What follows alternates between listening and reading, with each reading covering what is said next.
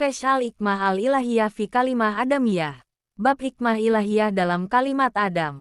Ketahuilah, semoga Allah membimbingmu, bahwa maksud dari turunnya ruh-ruh ke dalam bentuk jasmani dan keterkaitannya dengan dunia adalah untuk menyempurnakan derajat-derajat wujud itu secara keseluruhan. Karena sesungguhnya Allah, meskipun Dia telah menciptakan seluruh alam ini sebagai bentuk yang menyempurna, namun Dia belum menampakkan dirinya di dalamnya dalam bentuk yang mencakup semua nama dan sifatnya secara menyeluruh, kecuali melalui manusia. Maka manusia adalah ringkasan dan intisari dari seluruh wujud, dan karena itu Dia dinamakan Khalifah. Dan karena itu pula, para malaikat diperintahkan untuk sujud kepada Adam, karena dia adalah wujud yang menyempurnakan nama-nama Allah yang tidak tampak secara menyeluruh pada ciptaan selainnya. Malaikat hanya mengenal Allah dengan nama-nama tertentu, dan ketika Allah hendak menciptakan Adam, Dia menampakkan nama-nama yang tidak diketahui para malaikat. Oleh karena itu mereka berkata, apakah engkau hendak menjadikan orang yang merusak di bumi dan menumpahkan darah? Mereka mengingkari bukan karena pembangkangan, tapi karena belum sampai kepada pengetahuan tentang nama-nama Allah yang tidak mereka ketahui.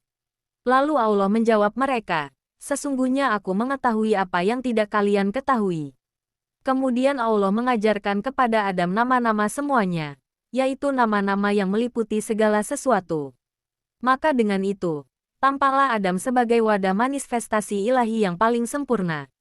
Maka ketika Allah hendak menampakkan rahasia kekhalifahan di alam semesta ini, Dia menciptakan makhluk yang menghimpun seluruh sifatnya, baik yang tampak maupun yang tersembunyi, dan makhluk itu adalah manusia, yaitu Adam.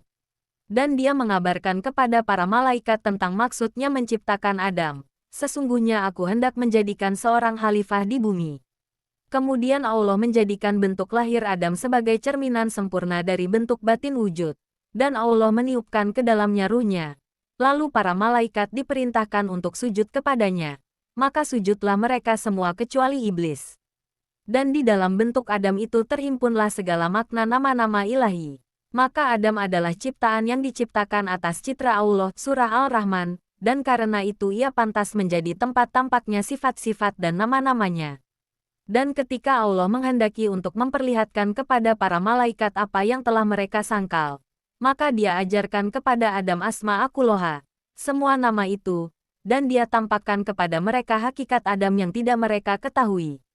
Lalu Allah berfirman, hai Adam, beritahukanlah kepada mereka nama-nama itu. Maka ketika Adam mengabarkan kepada mereka, tampaklah kebenaran ucapannya, dan para malaikat tersadar akan kekurangan ilmu mereka.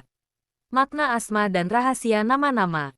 Ketahuilah, bahwa nama-nama yang diajarkan Allah kepada Adam bukanlah sekadar kata-kata atau istilah. Nama-nama itu adalah hakikat-hakikat wujud. Setiap nama adalah manifestasi dari suatu sisi Tuhan, dan Adam adalah tempat yang menyerap dan mencerminkan semua itu.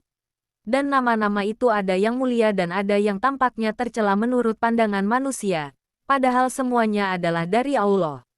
Maka sebagaimana Allah adalah Maha Penyayang, Al-Rahim, Dia juga adalah yang Maha Kuasa, Al-Qahar, dan sebagaimana Dia adalah yang memberi, Al-Wahhab, Dia juga adalah yang menyiksa, Adim Al-Iqab. Maka siapa yang mengenal Allah hanya dari satu sisi saja, sungguh ia belum mengenalnya. Dan manusia, khususnya Adam, diciptakan untuk menjadi cermin dari keseluruhan nama-nama itu. Ketahuilah, semoga Allah membukakan bagimu pintu pemahaman, bahwa ketika Allah telah menampakkan hakikat seluruh namanya dalam bentuk Adam, maka Dia menjadikan Adam sebagai khalifah di bumi.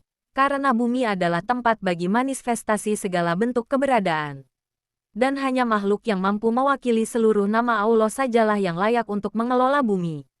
Maka setiap makhluk selain Adam, dari kalangan malaikat dan lainnya, tidaklah mencakup seluruh namanya, karena mereka tercipta dari satu cahaya dan hanya mewakili satu sisi dari nama-namanya saja.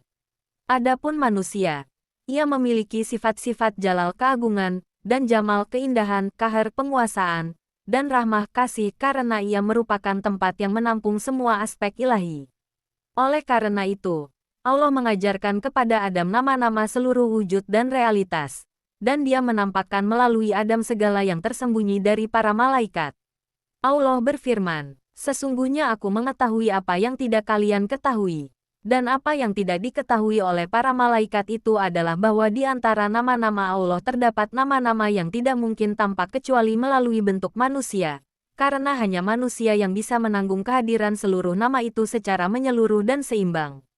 Tentang sujud malaikat kepada Adam, maka ketika perintah sujud diberikan, mereka semua bersujud kepada Adam sebagai bentuk pengakuan atas kelengkapan wujudnya. Dan yang enggan adalah iblis, karena ia hanya mengenal aspek api, sementara Adam diciptakan dari tanah. Maka ia menolak melihat ke dalam hakikat, dan hanya terpaku pada bentuk zahir. Padahal, tanah memiliki sifat menerima, dan dari sifat menerima itu muncul segala bentuk kehidupan, sementara api hanya membakar dan menghancurkan.